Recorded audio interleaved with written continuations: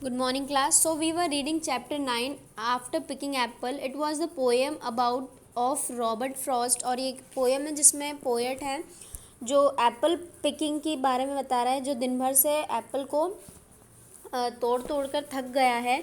Now and every flake of rust showing clear, my instep arc not only keeps the egg, it keeps the pressure of the ladder around. ठीक है, अब वो कहता है कि मेरे पैर दुखने लगे हैं लेडर पर दिन भर से खड़े होकर, और उसका एप्पल तोड़ तोड़ कर अब वो थक चुका है और उसको नींद आने लगी है बिकॉज अब नाइट का समय हो गया है. I feel the ladder sway as the bough and I keep hearing from the cellar bin the rumbling sound of loads on loads of apple coming in. ठीक है, वो कहता है कि जो ड्रम के अंदर, कंटेनर के अंदर एप्पल गिरते जा रहे हैं, उसकी एक साउंड है जिसको रबलिंग कहा गया है, वो भी जो पोएट सुन सकता है उस आवाज़ को भी.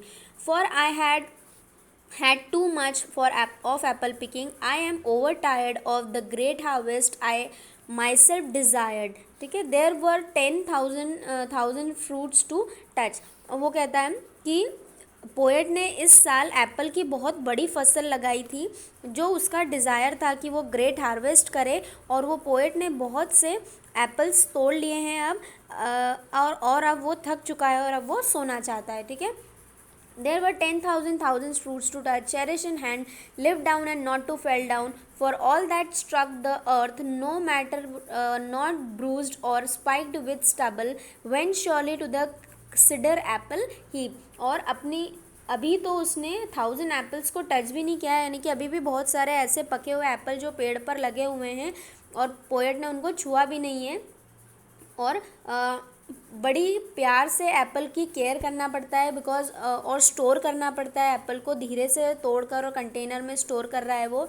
अगर वो एप्पल नीचे नहीं गिरने देता है, बिकॉज अगर वो एप्पल नीचे गिर जाएंगे तो उनकी वैल्यू कम हो जाएगी, मतलब गंदगी हो जाएगी उसमें, वो ख़राब हो जाएगा, तो उसको कोई भी ख़रीदेगा नहीं. ठीक है, और एप्पल एकदम परफेक्ट कंडीशन में होना चाहिए, तभी उसको कोई ख़रीदेगा.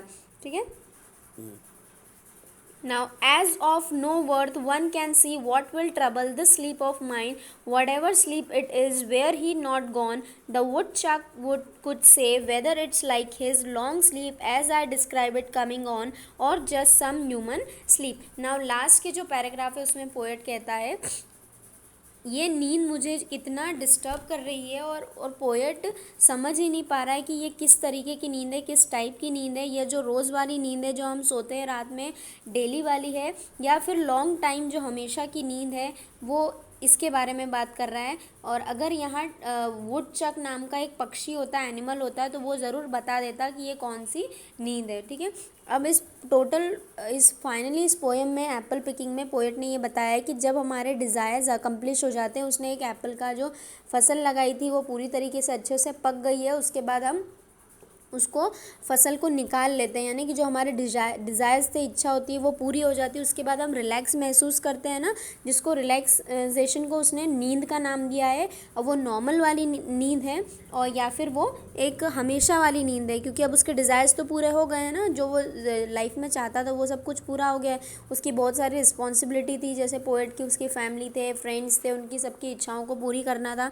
वो सारा काम अपने लाइफ में कर चुका है, और उसने उतनी सारी रिस्पॉन्सिबिलिटीज़ को फॉलो करते करते वो क्या हो गया है, वो थक चुका है अब. ठीक है, और अब वो सोना चाहता है, मतलब लाइफ में अब रेस्ट करना चाहता है. और नाइट मतलब अब यहाँ पर नाइट मतलब कि डे एंड हो चुका है, लेकिन नाइट्स का क्या मतलब है कि अब उसकी लाइफ का जो है वो एंड आ चुका है, अब वो पूरे अपनी लाइफ को जी चुका है. ठीक है, तो ये एप्पल पिकिंग इसी बारे में थी. बहुत सिंपल शॉर्ट पोएम थी, जिसमें पोएट ने एक दिन में एप्पल तोड़ने को क्या कहा है कि उसने लाइफ में जितनी भी उसकी रिस्पॉन्सिबिलिटी थी उसको फुलफ़िल किया है, और अब उनको निभाते निभाते वो थक चुका है. ठीक है, तो ये रॉबर्ट ली फ्रॉस्ट की बहुत छोटी सी पोएम थी. Okay, thank you.